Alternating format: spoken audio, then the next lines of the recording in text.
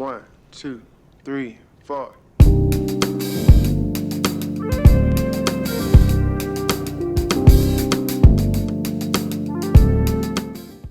All right, and welcome back to It's Not a Sport, Season 3, Episode 22.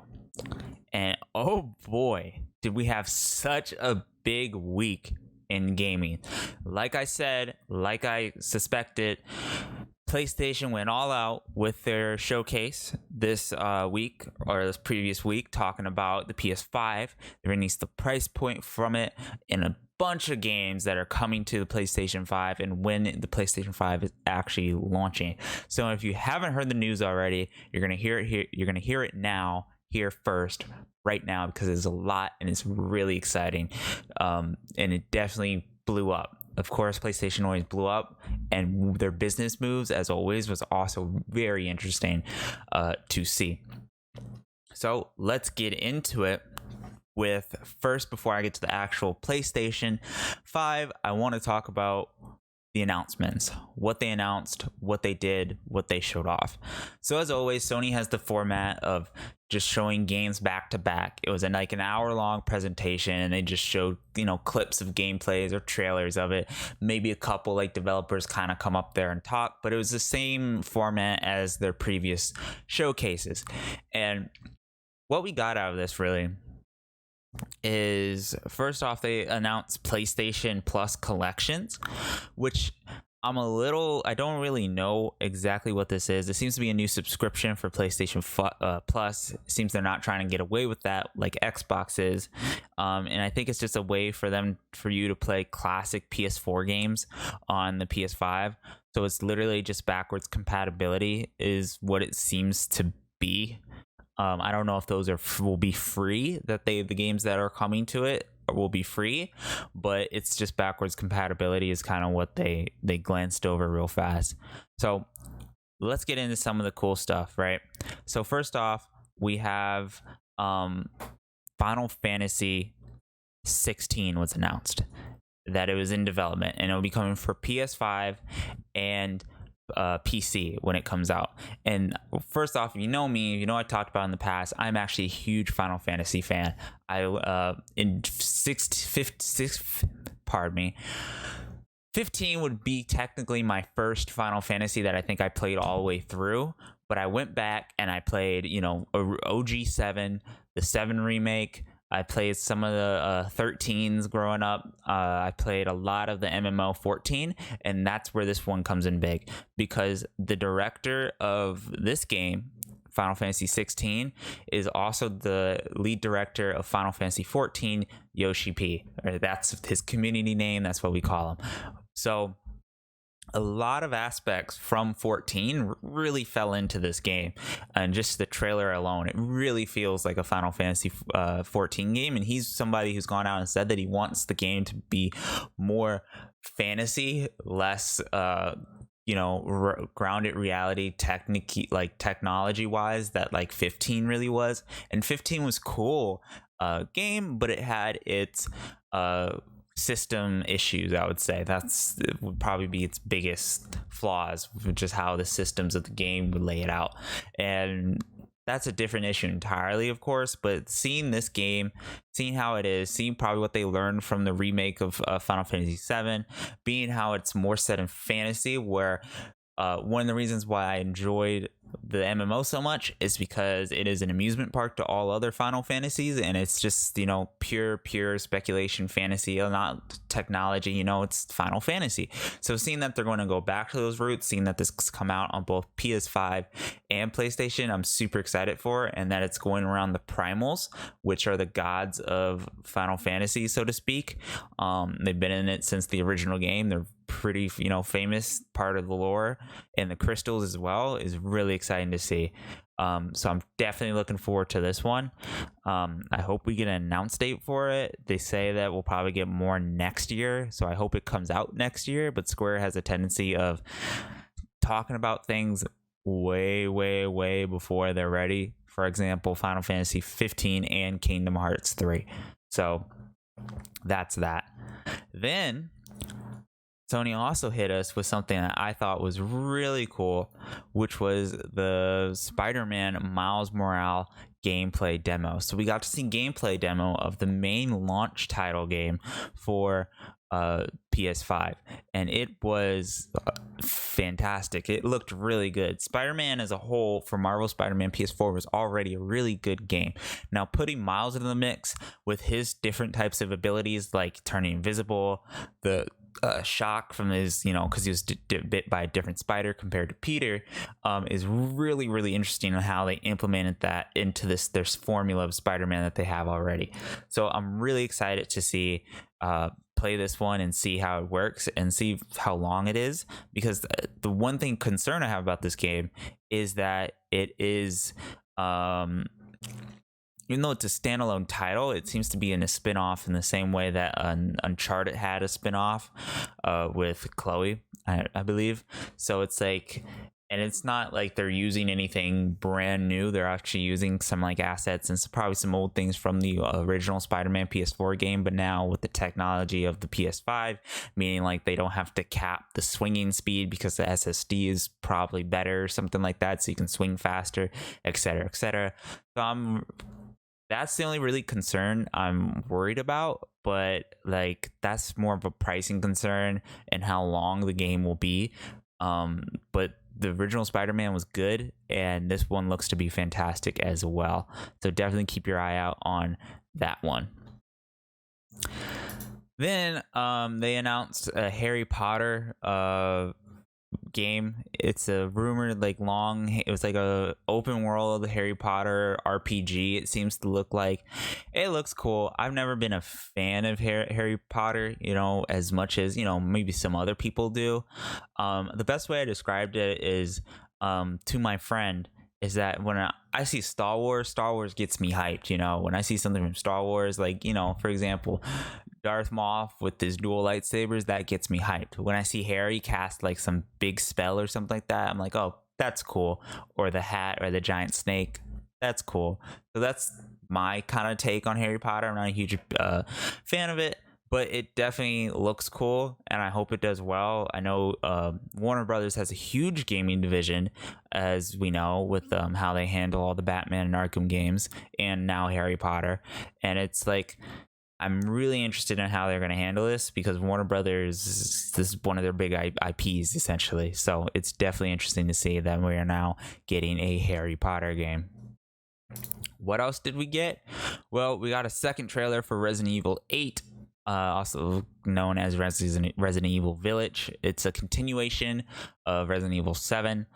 Nothing too much to say here. They haven't really revealed anything, showed us any gameplay, just bits and pieces. It seems like if you liked Resident Evil 7, if you liked how it played, its first person view, its story, I think this will be a good game for you as a continuation of that game. It's very interesting seeing these games from Capcom, I think, because of how the new Resident Evil formula is versus the old, and how they've rebranded the old with the Resident Evil 3 remake and the Resident Evil 2 remake. So it's interesting is how is that those two games and that experience going to transition into this game, with the Resident Evil 7 being as successful as it was, and now you're going to 8 with the same kind of formula, having the knowledge that you do with the remakes. So that's why this game's on my radar, and that's why it looks interesting, but it does look scary. Then Capcom didn't stop there. They also went out and said, hey, y'all like Devil May Cry?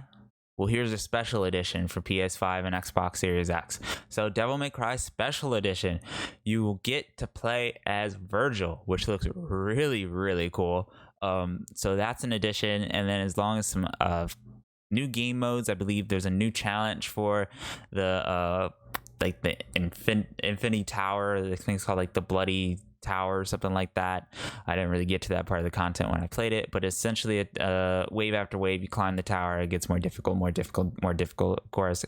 And then of course I think they have a faster game mode as well, so it's like a little bit more faster combat when you're going through the game and all that. So it's definitely something really cool and welcome content for Devil May Cry, because my problem with Devil May Cry when I played it was it was too short, and the game wants you to kind of play it over and over again. Like, it wants you to play it one time on normal difficulty, and then you unlock hard difficulty, then you get to play it over on hard difficulty. But it is kind of a short game, and I didn't really feeling it that much to play it. I was more into it for the hack and slash and for the story. But I feel like if you're going into Devil May Cry where you want to be a master of combos and stuff like that, then it becomes a much more engaging experience. So from there, we also had a quick Five Nights at Freddy's like trailer. It really wasn't nothing. I don't even know why they're still making these games, to be completely honest. But if you're a Five Nights for Freddy fan, there's a teaser trailer of that. We also had a better look at Demon Souls Remastered. So there is a quick, looks like this YouTube link's messed up on the video, but there's a quick just Demon Souls sort of deal that you can check out. It looks really good. It looks like a really high definition Dark Souls, you can say. So definitely check out Demon Souls. Watch that. It looks really good. There's really nothing more I can say about it than it's Demon Souls. Then we had some other small announcements, you could say. The game that the company that makes they're eluding my name, but they make the Dishonored franchise. They're making that new time loop sort of game. They came out with kind of a trailer for that, which was, cool. God of War 6 or God of War Ragnarok, as they're probably going to call it, came out with a small little teaser just saying like, hey, we're working on this. It really wasn't nothing. My friend Alberto actually put a really good meme of just we'll be back. It was nothing. It was just saying, hey, we're working on this, etc., etc. And then other than that, the Odd Worlds, they showed off a little trailer of that as well. But basically, Spider-Man, Final Fantasy, Demon Souls, and probably God of War, and of course the announcement price of the PS5 were the big ones. So what will it cost? And this is why it's interesting. We talked about last week's show how they priced the Xbox, correct? How the Xbox Series X was priced at $500. Okay. And it was a reasonable price because of how strong the hardware is in that machine. And then we have the Xbox Series S, which is the smaller, less powerful version, priced at the standard $300. Okay. Now the PS5, Sony, of course, because they had to, matched Microsoft with $500 for the PS5 with the one with the disc drive. And then the one without the disc drive, the digital edition, is $100 cheaper at $400. So it's honestly interesting how they matched them, and the only difference is $100, and the only difference I think that I can see is a disc drive. One, if you like physical games, then you're gonna have to spend $500 for the disc drive, where if you don't, and you're like me and most people who just do strictly digital, you only have to spend $400. And it's a very interesting take on what they did here. So, of course, it will launch November 12th for US, Japan, Canada, Mexico, Australia, New Zealand, and South Korea, and then November 19th for everywhere else. And the games that are, and then there's certain games that, of course, will be coming out with it. Of course, Spider-Man is its launch title. They also have prices for the other accessories. For example, a DualSense wireless controller will now cost $70 to get an extra controller. So definitely wait a minute for those to come out and then buy a bootleg version, because those are $70 a controller now. We're currently a controller for PS, the DualShock 4 controller is $60. So that's a lot. For a 3D headset, it's $100. For HD camera, it looks to be $60. For a media remote, it looks to be $30. And for DualSense charging station, it will also be $30. And then they have some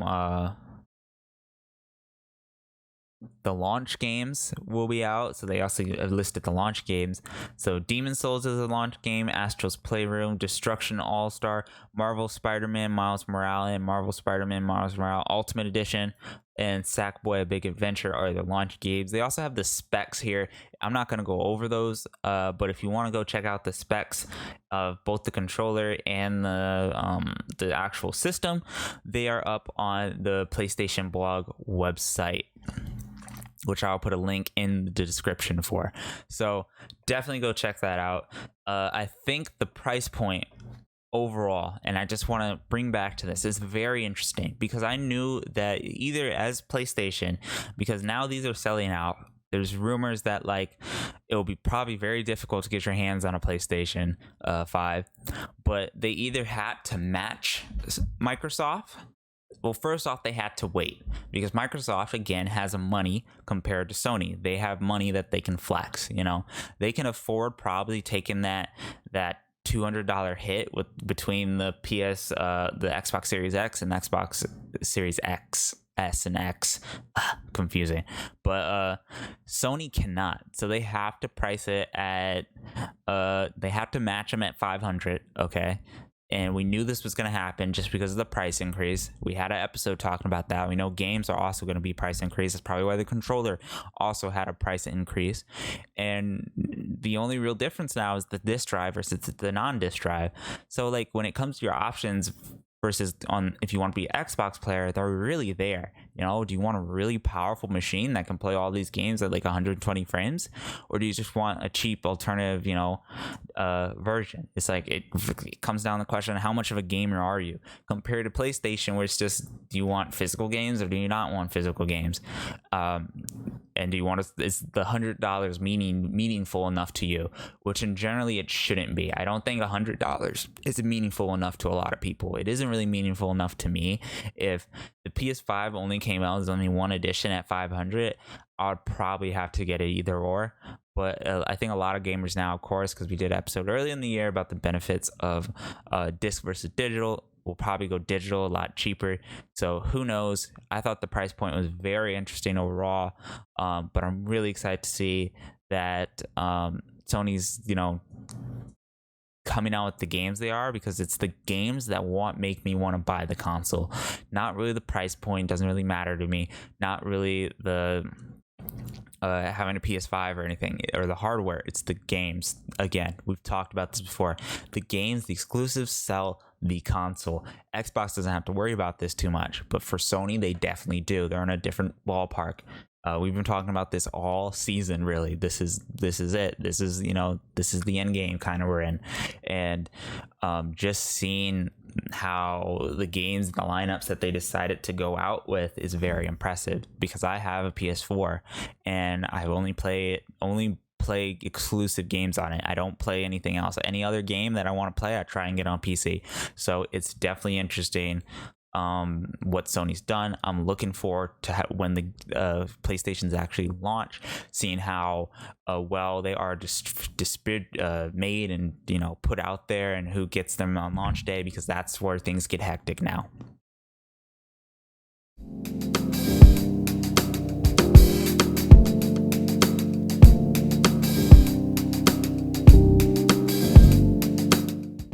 Now, welcome back. I hope you enjoyed the PS5 showcase. If you haven't watched the stream or my summary of it and what we talked about, it's really exciting to see that we're finally here and we're getting into that sort of season. Console wars is continuing, you can say. But quick reminder, as always, make sure to leave a like, follow, and subscribe. Really helps us out. If you want to listen to all of our past shows, they're all archived on our YouTube, and all the links that you want are in the description below. So definitely check that out. Always helps me out. Thank you. Now, let's get into some of the news, of course. So we have some kind of leaked, footage, I guess you can say, kind of behind the scenes of the Super Mario 3D All-Stars game. And it leaked that like a lot of this was just an emulator. The games all run on emulators, appear from the Wii and the GameCube. So there's a whole Twitter thread about it, and this dude figured it out. not surprised here, honestly. Like, it just really felt half-assed from Nintendo. I think that was just like the entire message of just like what everyone's trying to kind of delay. There's still good games, there's probably still worth playing, but it really did feel somewhat half-assed. But that's not the only cool Nintendo news. So next Saturday, we'll have a 50-minute Hyrule Warriors event. We talked about this game. It's the like prequel sort of game to Breath of the Wild, so they're gonna have more news about that real soon. So definitely check that out. Also, Monster Hunter Rise will be coming to the Nintendo Switch later this year, or later next year. So that's definitely a cool addition to the Switch. I know a lot of people like Monster Hunter, especially the current one is a lot of fun, so it'd be good to have that on the Switch. And then Nintendo doesn't just stop there, but they will also have more classic titles: Donkey Kong Country 2, Diddy Kong's Quest, Super Mario Super Precross Peacekeepers, and Scat Special Cyber Attack Team will all be coming to the Super NES and NES Nintendo Switch Online emulators. So some more classic games going on to that, which I don't know why they don't grow that more. Like the Mario games probably definitely should have been on there or something like that, I would say, for the 3D ones, because it's a really good deal. I think it will make people want to buy the subscription, which is only like $20 for a year, I think, more. So I don't know why Nintendo doesn't grow that platform more, but it looks like they kind of are. And then some sad news: the Nintendo 3DS has officially stopped production, apparently, which of course we knew this was a matter of time. Nintendo said that they weren't going to do this right away when the Switch came out, and they were still going to support the 3DS or whatever, but that was kind of bullshit. And now it's, they seem to officially be killing it, which means grab your 3DSs now. They're about to become very rare. And a lot of like the old Pokemon games you may not be able to play anymore, unless you emulate them, of course. But grab your 3DSs now, because a lot of they're about to stop being made. So that's kind of sad news, but I would just want to warn you all, because generally it's good to have a collection of these machines, even if they're broken or not. No matter what, it's still good to have one. So back into PlayStation. Of course, we can't escape. There is so much PlayStation news this week. So first off, PlayStation talked about some of the pre-order issues that they've been having. There's a tweet by PlayStation, the official PlayStation, say, "Let's be honest, PS5 pre-orders could have been a lot smoother. We truly apologize for that. Over the next few days, we will release more PS5 consoles for pre-orders, retailers, and share more details, and more PS5s will be available through the end of the year." So I find it kind of hard to believe that they wouldn't think, the PS5 would be this popular, and they wouldn't have such a huge market for it, especially with the games that they have lined up. So I think they're kind of like dictating this market, and I think maybe pre-orders have, messed up. But I do think that they know what they're doing, and I think COVID is also probably a big issue in terms of production, but they've been doing a lot of stuff behind the scenes in terms of production, and I do think they know exactly what the fuck they're doing when it comes to these pre-orders, because of course now it's crazy. It's always crazy when it first comes out, but you may not get a PS5 on launch, which a lot of people are saying. It's not just here, it's not just them, it's like Amazon too. So the pre-orders is, that's the next big issue to follow. But moving forward, PS5 backwards compatibility. The Sony boss says 99% of PS4 games will work on the PS5, which is good news. However, PS1, PS2, and PS3 games will not.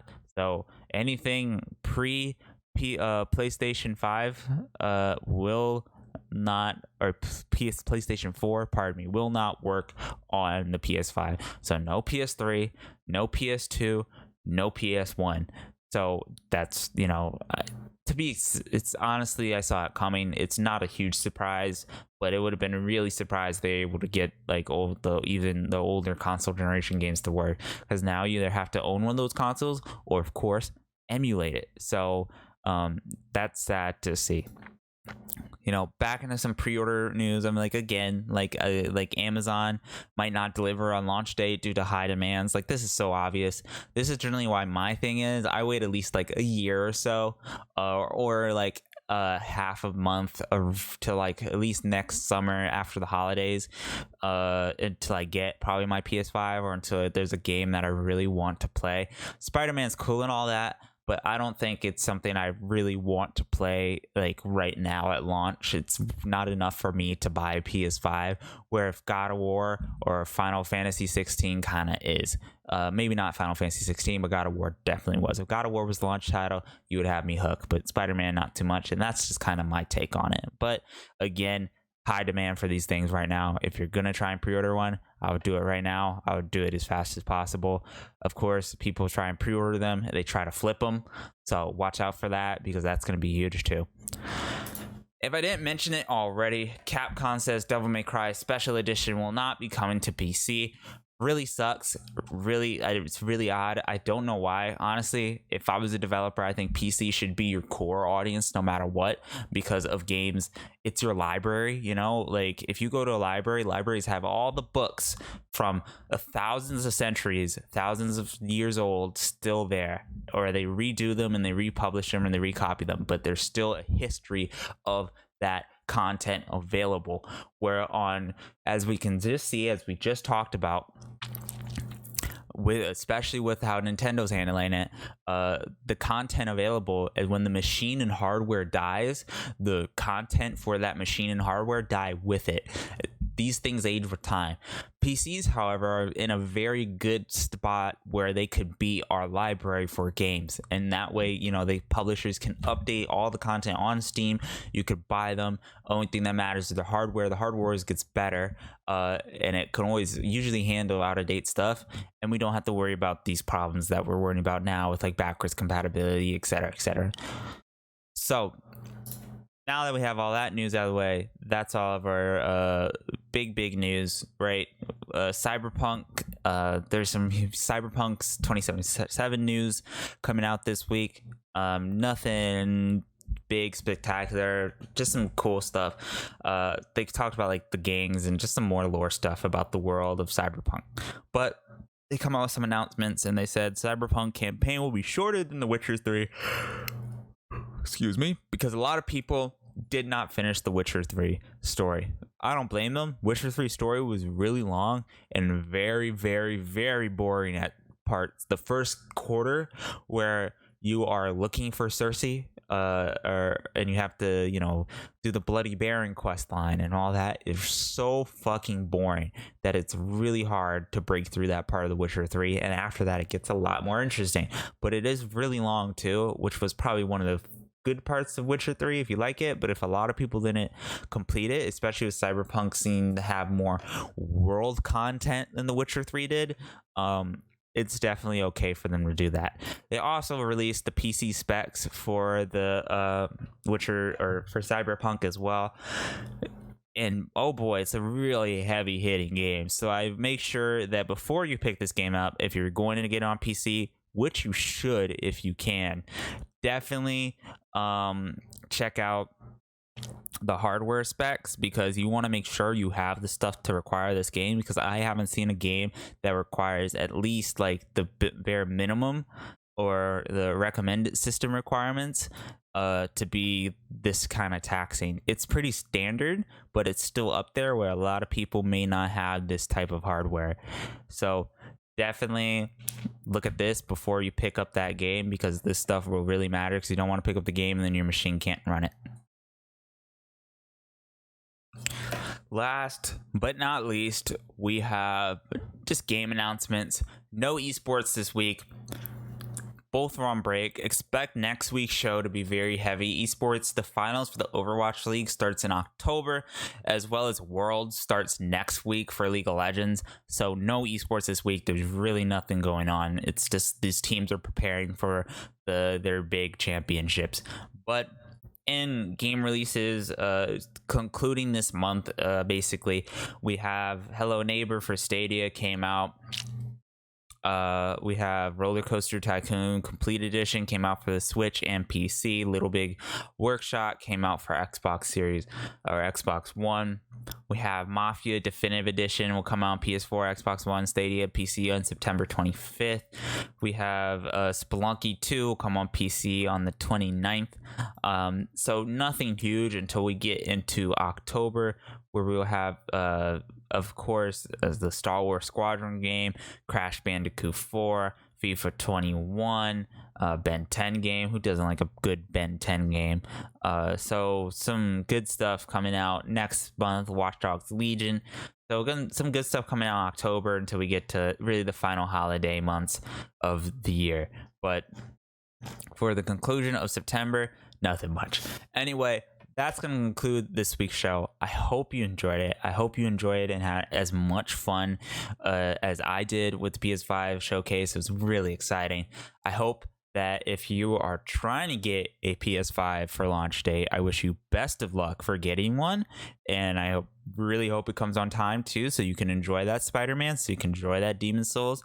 It's going to be a tough challenge, I think, right now, but I believe in you. I believe you can do it. Anyway, as always, if you want to listen to all of our past shows, they're all archived on the YouTube channel, or you can check us out on Spotify, iTunes, and SoundCloud. Links in the description. Follow us on our social media. It's Not a Sport to You. That's our Instagram. Again, links are in the description. This has been your host, Salty Waffles, signing off, and I hope you guys are having a wonderful